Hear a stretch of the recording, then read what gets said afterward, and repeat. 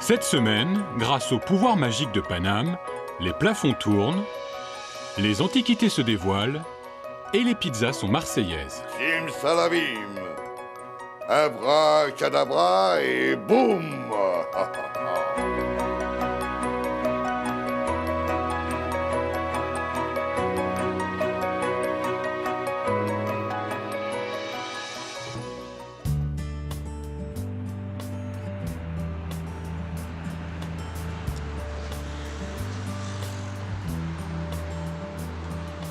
Entre les quais de Seine et la rue Saint-Antoine, le quartier Saint-Paul semble ronronner au pied des fortifications.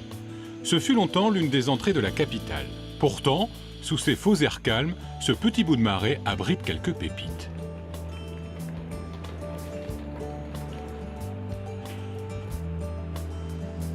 Direction le village Saint-Paul, véritable petit quartier dans le quartier.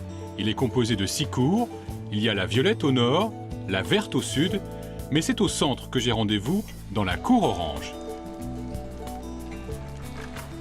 La grisaille de l'hiver n'est pas propice aux touristes et aux clients, pourtant, rien ne démoralise les irréductibles commerçants du village. C'est top ici, vous avez trouvé l'endroit idéal pour boire un café quoi qu'il arrive, qu'il pleuve, qu'il vente, qu'il neige. Je peux me faire inviter? Avec plaisir, venez. Vous êtes des purs et durs, vous. Quoi qu'il arrive, vous êtes dehors. Moi, je profite de cet endroit magique. Il faut revenir ici au printemps, mais c'est magique. On n'a pas de voiture, on est au calme, il y a des oiseaux, on entend les mouettes. Vous entendez les mouettes? Ah oui, non, mais c'est vrai. Si vous êtes au téléphone et puis on vous dit « Mais où est-ce que tu es ?» Mais je te jure, je suis à Paris, à la boutique. Non, mais il y a les mouettes, les petits oiseaux. Des fois, ils piaillent tellement qu'on ne peut même pas s'entendre. On a de la verdure, je trouve ça magique, moi. C'est un peu un endroit à part, le village Saint-Paul, non? Totalement. Ouais. Totalement. Les gens qui passent ici sont en général des gens intéressants parce qu'ils s'intéressent aux vieilles pierres, à l'histoire de Paris. Ils sont attentifs aux objets aussi parce que comme c'était effectivement un quartier d'antiquaires, ils sont aussi attirés par cet aspect-là des choses. Et les cours s'y prêtent puisqu'on peut s'asseoir, on peut discuter dehors, boire le café comme là. Voilà, donc tout ça, ça fait un environnement, une manière de vivre presque. Moi, c'est la question que je me pose souvent. Est-ce que je referais une boutique sur rue? Parce Pourquoi? que j'imagine une boutique sur rue, les embouteillages, la pollution, le bruit, les gens qui viennent dans les boutiques sur rue, c'est le tout venant. Ici, comme c'est un lieu à part, peut-être que ça attire des gens à part aussi. Vous avez aussi des boutiques à part, vous. Ce Paul, vous allez me montrer. Vous faites la boutique des inventions. Et vous, Danae, vous allez me montrer un peu plus tard, c'est une boutique un peu particulière. Érotique antique, c'était le concept. On va voir vos inventions, Paul. Allez, venez. Alors, Paul, c'est quoi le concept de la boutique des inventions? Alors, le concept de la boutique, c'est avant toute chose permettre à des inventeurs indépendants, des porteurs de projets, de mettre en avant leurs produits lorsqu'ils ont des difficultés à rentrer sur le marché, à démarrer. Donc en fait, c'est une plateforme qui est composée d'une boutique et d'un site e-commerce avec des possibilités de conseils un peu en amont du projet. Alors, quel est le premier objet qui est rentré chez toi? Disons que celui qui a donné naissance à la boutique, oui, c'est la petite poignée, là, porte-sac. C'est-à-dire, ça marche comment ça? Oh, ça, c'est juste un bout de bois taillé et qui permet de soulever les sacs et de ne pas se faire mal aux mains. Autre objet qui marche bien? Alors, en ce moment, la dernière nouveauté, c'est le tartineur révolutionnaire. Il marche sans pile. C'est tartineur. Ah oui, alors ça, en fait, c'est fait en titane, un alliage de titane et de bronze, et qui va transférer la chaleur corporelle au tartineur. Et donc, en fait, on peut très bien tartiner, prendre du beurre qui est dur, qui sort du frigo. On prend le beurre comme ça, instantanément, il ramollit, et on tartine. C'est-à-dire que le corps à 37 degrés, ça donne 37 degrés tout de suite, et hop, ça fait fondre le beurre. Il paraît que tu as un super parapluie aussi. Il y a celui qui change de couleur. Ah, comment ça marche, ça? C'est juste un parapluie. Voilà. Alors, simplement, à l'usage, les parties blanches vont devenir colorées. C'est anglais. Ce sont deux Anglaises qui ont imaginé ce parapluie. Et elles ont décliné, elles ont fait une cape de pluie, un rideau de douche. Et il va bientôt y avoir des vêtements qui changent de couleur. Donc c'est la pluie qui fait changer la couleur? Voilà, exactement, comme sur la photo qui est là. Voilà. D'accord. On va voir si ça marche. Me revoilà, Danae, je pose mon parapluie magique. Oui, Hop, entrez. je le mets là. Alors, visitons cette boutique. Non, découvrez cette boutique. Découvrez.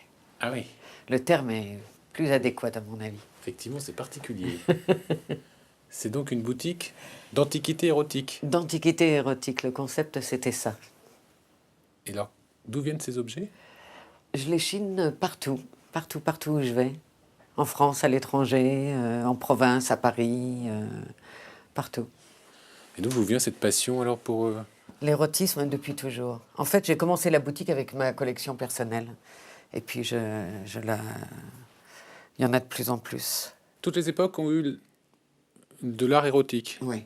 Ça C'est très commence- ancien. C'est très ancien. 19e, là, une petite femme médecin, une petite femme nue. Un petit bronze de 1800 et quelques. Après, il y a des objets utiles de la vie de tous les jours, des casse-noix, Comment ça? un Utile. service à thé. Montrez-moi le casse-noix. Le casse-noix. Par exemple. Ah oui, Hein, une belle paire c'est de jambes Voilà. de casse-noix. Dites-moi, c'est difficile à trouver ces objets? Parfois, oui. Mais j'ai l'œil. Comment ça, vous avez l'œil? Vous chinez où? Partout, mais je veux dire, quelqu'un passerait après moi, il ne verrait pas. Et moi, je vois. Comment ça, vous voyez que les autres, Eh ben, ce que les autres ne voient pas? Eh bien, parce que c'est le métier, hein. Ça, c'est l'art du... L'art du chineur. Du chineur. L'art Le de talent la du chineur. chineuse. Ouais.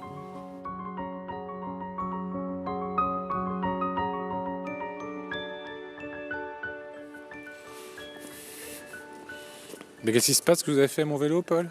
Ah, je vous ai fait une surprise. J'ai Et monté tac, une invention sur votre vélo. Ah, mais c'est... Le roofbee.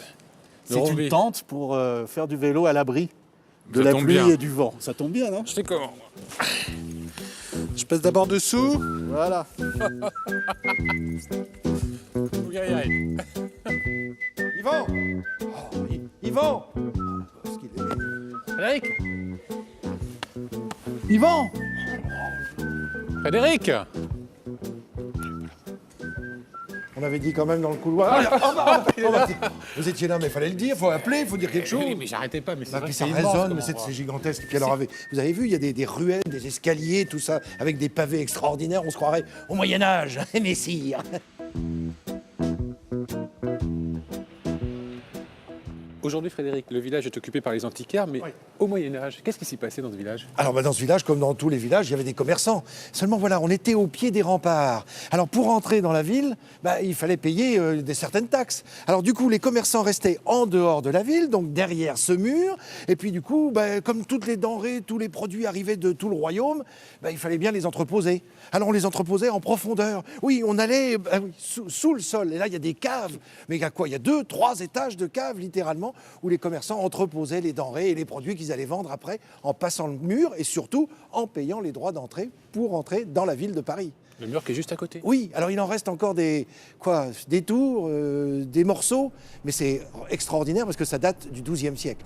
24, laissez-moi compter, 23, 29, 30. Qu'est-ce qu'on compte là? 30 mètres. On compte l'écart entre les tours pour ce mur. Oui, il y avait 77 tours qui faisaient tout le tour. Mais entre les tours, il y avait 60 mètres. Donc quand on était à 30 mètres, on était au milieu. Au milieu de quoi? Au milieu de la croisée des tirs d'arbalète qui faisaient 30 mètres, qui permettaient de tuer un assaillant à 30 mètres de distance. Donc ce mur, c'était uniquement pour se protéger? Ah oui. Alors, Des c'est attaques. Philippe II, Philippe Auguste qui part en croisade en 1190. Juste avant, fin 1189, il prend sa plume, il écrit un gros papier, il faut faire des gros remparts. Et on va construire. Mais ça va prendre un temps fou parce qu'on les construit rive gauche puis rive droite, des deux côtés de la Seine. On veut protéger Paris. Ce mur va permettre de sécuriser Paris quand Philippe Auguste va partir. Alors là, vous avez une autre de ces tours. Enfin, ce sont des symboles, parce que c'est tout ce qui reste dans Paris, de ce rempart. Ah, il n'y a pas d'autres vestiges? Ah non, c'est fini. Alors ça, cette tour-là, c'est ce qu'on appelle la tour Montgomery, du nom du capitaine des gardes qui a tué accidentellement le roi Henri II en lui fichant une pointe de lance dans l'œil. Ça a été dramatique, le roi est mort 10 jours plus tard, donc il a été enfermé dans cette tour. C'est ce que raconte la légende. Mais... De la légende à la mystification, il n'y a qu'un pas. Je vous emmène dans le très précieux musée de la magie et des automates. Un véritable bijou dans un écrin doré. l'Académie de la magie rassemble aussi l'incroyable collection d'automates dénichée par le propriétaire des lieux, Georges Proust. Certaines pièces amusaient autrefois les voyageurs dans les halls de gare, d'autres sont l'œuvre d'artistes contemporains. La plupart fonctionnent encore pour le plus grand plaisir des visiteurs. Pierre, là, on entre dans la partie consacrée à la magie, mais ce Oui. qu'il faut savoir, c'est que le monde des automates et le monde de la magie Oui. sont intimement liés. Ah, tout à fait, tout à fait. Ça, la preuve, regardez, nous sommes dans la magie et vous avez ici, juste à l'entrée, un automate célèbre. Pourquoi célèbre? Célèbre parce que c'était une voyante qui se trouvait sur le boulevard Montmartre pendant les foires. Là-bas, il y avait des foires tous les ans. Et c'était à côté des vraies voyantes. Et il y avait, pour les gens qui n'osaient pas rentrer, consulter la vraie voyante, et bien voilà, ils mettaient une pièce de monnaie ici et on retrouvait son horoscope ici. Comment Si, c'est comme ça. Ah, voilà, Si, après, vous je tournez tourne. à fond. Oh là là, à fond. Regardez, elle est en train de calculer Elle cherche. votre horoscope. Elle cherche. Et dès qu'elle a trouvé, voilà. Ah, ça tombe par terre. Ça, c'est extraordinaire. Alors, qu'est-ce qu'elle dit, cette voyante? Le démon vous travaille. Ça commence Je m'en mal. doutais un peu en vous voyant. Pierre, qu'est-ce que vous voulez raconter avec ce musée de la magie? Alors le musée, lui, représente l'histoire de la magie, comme vous venez de le dire. Mais qu'est-ce que l'histoire de la magie? Qu'est-ce que la magie? Eh bien, la magie, c'est notre art. L'art de la magie, c'est de montrer des choses au public qu'ils ne sont pas capables de faire par le fait. Ils se disent, mais comment fait-il pour faire ce truc? Alors, qui est le père de la magie moderne, alors? Alors le père de la magie moderne, c'est un monsieur que souvent on entend parler de son nom, mais on ne sait pas qui c'est. Il s'appelait Jean-Eugène Robert Houdin. Il était né en 1805 à Blois, fils d'horloger. Et ce Jean-Eugène Robert Houdin a complètement réinventé la magie moderne. Au début, son père l'envoie chercher un traité d'horlogerie, et puis le libraire se trompe. Il lui a donné un livre de magie. Dans un livre de l'encyclopédie Pankouk. C'est le seul de cette encyclopédie où il y avait des tours de magie. Il a été passionné. Pour lui, ce fut une révélation. Il a dit, je serai magicien, et il est devenu magicien. Alors là, on a une machine absolument incroyable que tout le monde connaît. C'est la machine à découper les femmes, c'est ça? Oui, C'est lui, c'est Robert Houdin qui l'a Non, inventé, ça? pas du tout. Ça, c'est pas Robert Houdin, c'est Howard Thurston. C'est la première femme coupée en deux qui a existé. Pierre, comment ça marche? Comment ça marche? J'ai pas le droit. Attention, c'est la main magique. Regardez. Est-ce qu'on invente encore des tours de magie? Oui, bien sûr, on invente tout le temps. On perfectionne surtout, c'est-à-dire qu'on garde les principes de base la plupart du temps, et autour de ce principe de base, on construit quelque chose d'autre, visuellement parlant. Mais le principe reste le même. Vous pouvez me faire le tour de l'élastique? Ah oui, je vais vous montrer, c'est très simple, hein. Un élastique autour de 2 doigts. Alors voilà, et il suffit de fermer la main. Maintenant, cet élastique qui est là, je vais le faire passer sur les 2 autres doigts sans y toucher.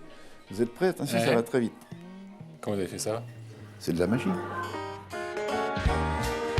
Juste en face du musée de la magie, à l'angle de la rue Saint-Paul et de la rue Charles V, il souffle comme un air d'Amérique sur le Marais.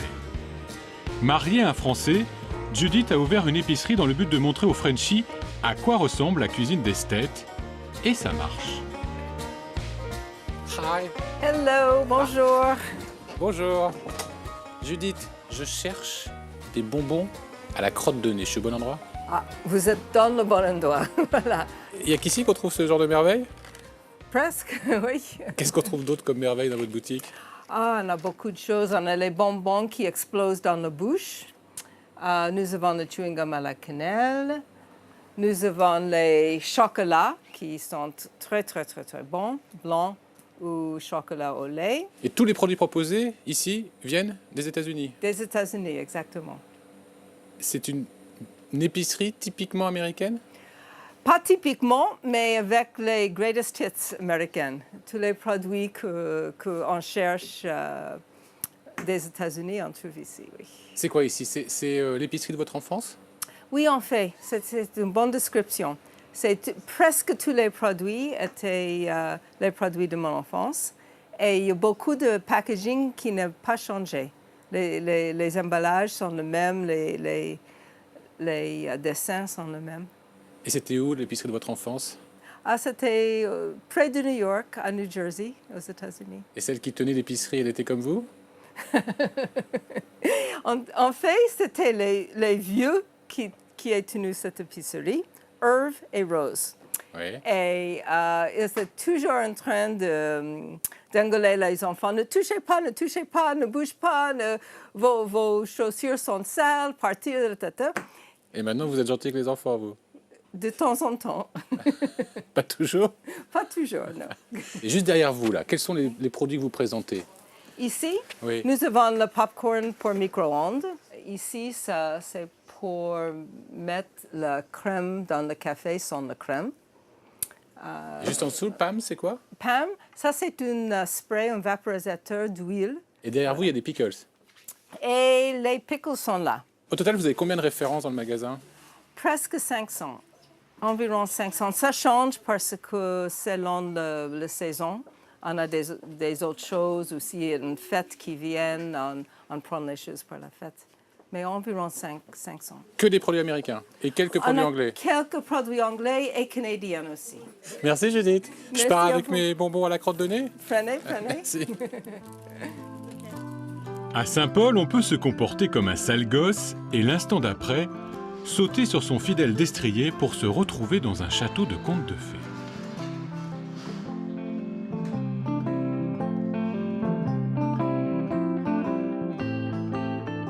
Frédéric, il est passionnant cet hôtel de Sens parce qu'on peut le voir dans sa globalité. C'est comme un petit château au cœur de Paris. Vous avez d'autant plus raison que c'est quelque chose qui date du XVIe siècle. Alors vous imaginez, c'est un vrai marque-page dans l'histoire du temps. Et quand on regarde de l'extérieur, vous avez vu tous ces clochetons, tous ces fenêtres à meneaux, tous ces petits carreaux, c'est l'exemple type de la construction de l'époque. Alors cet hôtel s'appelle l'hôtel de Sens, S-E-N-S. Rien à voir avec le sens interdit, sens autorisé, non.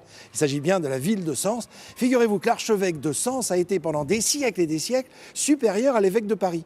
Son territoire allait jusqu'à Chartres, jusqu'à Troyes, et comprenait Paris, qui était juste un évêché. Jusqu'en 1622, où là on décide de mettre à Paris un archevêque. Du coup, l'évêque de Sens, ici, ça n'avait plus de sens. Alors c'est devenu quoi après? Alors, du coup, il a vendu. Il a commencé par louer avec notamment des loueurs de chevaux, des loueurs de voitures qui permettaient de partir jusqu'à Lyon. Incroyable. C'était un garage ici. Oui, c'était un garage. Avec cette cour, on pouvait y mettre quelques voitures. Et puis après, ce sont devenus des entreprises, des artisans qui se sont installés là. Oui, parce qu'aujourd'hui, ça abrite la bibliothèque Fornet avec des collections absolument incroyables, étonnantes. Alors, c'est une bibliothèque qui a été voulue par ce monsieur Samuel Aimé Fornet, qui a laissé son nom à cette bibliothèque. Alors, c'est une bibliothèque destinée avant tout aux artisans, aux maîtres d'art, parce qu'il y a un fonds qui est complètement consacré aux arts décoratifs et à la façon de travailler. Alors là, il y a un vrai fonds extraordinaire. Alors, au début, elle n'a pas été installée ici. C'est bien plus tard, dans les années 60, après de nombreux travaux dans cet établissement, que finalement, cette bibliothèque Fornet a été installée ici. C'est un trésor de manuscrits et de livres rares. On y trouve aussi de somptueuses collections d'affiches, de cartes postales et de papier peint anciens. Tout cela me donne le goût des belles choses. Je passe d'une extrémité du quartier Saint-Paul à l'autre pour pénétrer dans la cour de l'hôtel de Sully. Cette ancienne propriété du duc de Sully, ministre d'Henri IV, est l'un des premiers bâtiments de Paris construits en pierre de taille. Il abrite aujourd'hui le centre des monuments nationaux, mais également deux petits secrets. Un raccourci entre la rue Saint-Antoine et la place des Vosges, et les appartements privés d'une duchesse.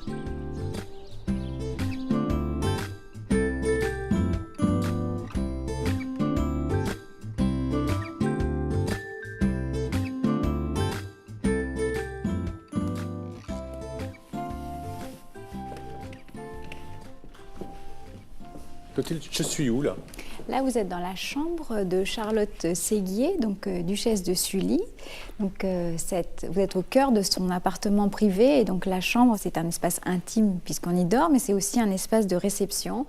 Et donc, voilà, vous êtes dans l'espace le plus important de l'hôtel de Sully, qui a conservé d'exceptionnels décors. Comment ça, un espace de réception? C'est-à-dire que quand Charlotte Séguier invite ses intimes, ses amis, elle reçoit dans sa chambre, d'où la présence ici d'un certain nombre de sièges. Alors c'était organisé comment un appartement à cette époque justement? Alors, donc les pièces se suivent et sont en enfilade. L'appartement voit se succéder une antichambre. Qui est juste à côté. C'est ça, qui a un rôle d'espace d'attente en quelque sorte et qui sert aussi éventuellement à prendre le repas, poursuivi par un cabinet, donc qui est un lieu, alors là, extrêmement intime et qui est le lieu de l'étude dans ce milieu du XVIIe siècle où les femmes précieuses écrivent, comme Charlotte Séguier. Tout le monde ne peut pas visiter cet appartement, ça se fait d'une façon un peu particulière. Alors cet appartement se visite en visite guidée, privilège, le samedi après-midi, sur réservation auprès de notre service des visites conférences. Dans tous les quartiers de Paris, il y a toujours la pizzeria du coin. Sauf qu'à Saint-Paul, la pizzeria du coin est vraiment dans un coin et elle parle avec l'accent. Des pizzas de Marseille servies par une Bretonne en plein cœur de Paris. Bon, je me gare pour mieux comprendre. On m'a dit qu'ici on trouvait la meilleure pizza, parce que je suis très bien renseigné, du quartier. Bah, c'est ce qu'on dit, mais je vous laisse la carte, je vous laisse choisir. Alors, c'est des noms de quartiers de Marseille. Exactement. Bon, je vais prendre une Joliette. Une Joliette? Ça marche. C'est parti? C'est parti. Alors ce sera une Joliette pour toi, Marianne. Ah, c'est Marianne, la finistérienne qui va vous faire une petite pizza de Marseille. D'accord. Vous aimez bien les anchois? J'adore ça. Vous êtes sûr? Oui, pas de souci. Alors, comment on fait une bonne pizza? Ah, il y a beaucoup d'ingrédients qui rentrent en compte. Une bonne base tomate, préparée par nos soins. Ça, c'est coulis de tomates maison. Coulis de tomates maison, tout est Il y a maison. quoi? Il n'y a que de la tomate? Il y a des tomates, il y a des herbes, de l'huile d'olive. Bon, elle paraît simple, la Joliette, mais elle sera garnie après de bouffala, d'anchois et de persillade. Ah, on fait pas cuire ça? Ça, on fait cuire, ça y est, elle part au four. Mais pas la bouffala, pas la... Non, la bouffala, elle sera fraîche. Et elle va fondre sur la pizza qui sera bien chaude. Voilà. Combien de temps? 3 bonnes minutes, 3-4 Ah, c'est rapide. Très rapide, pour 320 degrés. Comment t'as appris à faire les pizzas, toi? Alors, mon père est restaurateur et a tenu une pizzeria pendant à peu près 25-30 ans. On t'es tombé dans toute petite. Voilà, j'ai toujours vu faire. Mais lui, il avait le rouleau à pâtisserie pour l'étaler. Nous, on le fait à la main. Ça, tu te fais à la main? Ouais, C'est un oui, tour de main bien particulier. Exactement. C'est tout un art quand même, la pizza. C'est pas aussi simple qu'on l'imagine. C'est pas si compliqué que ça non plus. Faut respecter certaines règles. Voilà, et puis il faut avoir envie, il faut respecter le produit. Et à partir du moment où on voit que les gens sont contents, ça donne vraiment envie, quoi. T'aimes faire ça, toi? Ouais, j'adore. Qu'est-ce qui te plaît? J'adore recevoir les gens, entendre leur appréciation, leur contentement. C'est vraiment un vrai bonheur. Partager ça avec eux, c'est un vrai bonheur. Et les clients sont sympas? Très sympa. Je dis souvent que je suis au théâtre. Voilà, je suis au théâtre. C'est une pièce de théâtre tous les jours. C'est vraiment une pièce de théâtre. Et tu joues quel rôle? Ah ben moi je joue le rôle, c'est moi qui ai le rôle principal parce que c'est moi qui mène la danse. Il y a un vrai échange, c'est très, humainement c'est très riche. Tu crées des rencontres? On crée des rencontres. C'est-à-dire? Ce que vous avez vu, c'est pas très très grand chez nous. Donc forcément les voix s'entremêlent.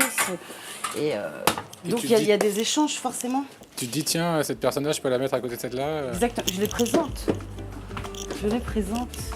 Alors là, je vais mettre de la bouffala. Fraîche. Alors on est généreux. Hein. Alors ça, c'est quoi? C'est de la persille. Persil, huile d'olive. Nos amis les anchois.